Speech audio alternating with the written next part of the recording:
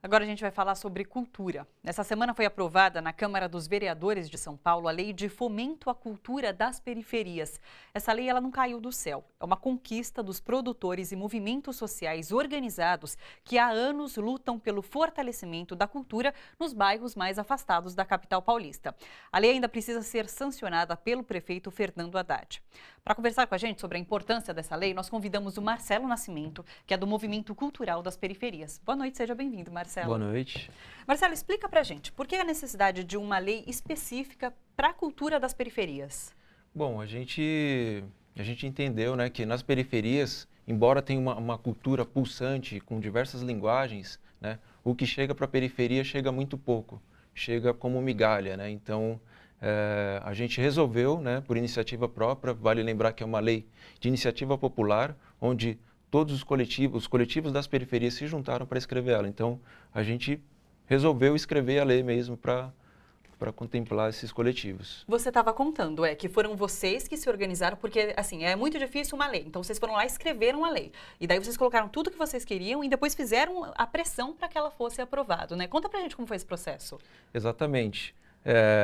Primeiro que a gente resolveu escrever uma lei justamente para ter uma política pública de Estado, não uma política pública de governo, né? Não só o edital, mas que tivesse uma lei onde a gente garantisse para além dos governantes, né? Então, que isso vai ficar para as próximas Sim. gestões. Então, esse é o primeiro passo importante que a gente resolveu comprar briga, né? E aí teve todo esse processo, né, de a gente não saber escrever, como escrever, e aí foi todo um processo de 3 anos para conseguir escrever a lei. Quando chega no final do processo, a gente falou, ó, a lei está aqui, e aí? Né? Falou, não, mas agora tem um problema de recurso. Então, a gente também teve que se mobilizar com diversos movimentos para conseguir o recurso na Câmara de Vereadores. Sim.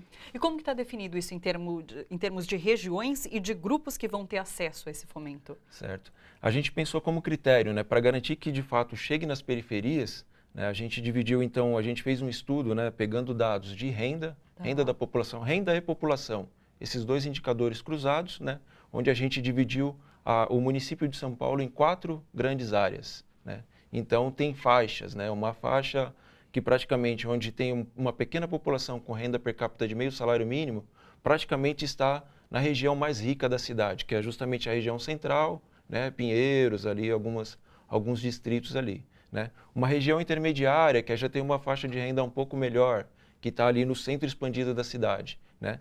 E 70% praticamente da população da cidade de São Paulo Sim. é justamente onde está a borda, né? Onde está a periferia, onde estão os aglomerados urbanos, né? As favelas, né? Os cortiços, Sim. a precariedade, né?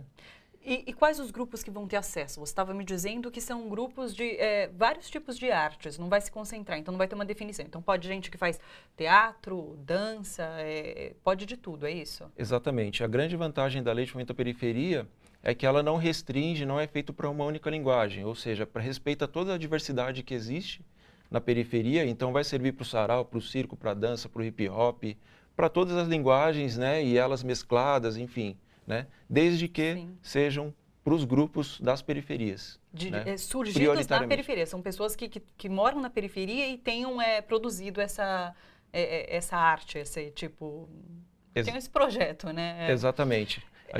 Diga. A gente coloca que é justamente para coletivos onde tenham integrantes que sejam residentes e atuantes na região, porque a gente quer, o intuito nosso é de potencializar esses grupos que estão nas periferias, que eles tenham mais tempo para poder produzir, né, com mais tempo, com mais qualidade, com mais dignidade. E que essa arte fique na periferia também. E que fique na periferia. E que também possa circular também, mas que locais, a gente potencialize as regiões. A gente acompanha agora, inclusive, algumas imagens de reportagens que a gente já fez com projetos culturais na periferia. E que existe uma produção muito grande de projetos, de produções nas periferias. O objetivo agora, e na verdade a expectativa agora, é que isso se amplie.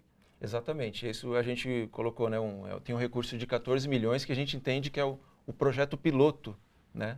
E a tendência é que a gente se una para cada vez ampliar ainda mais, né?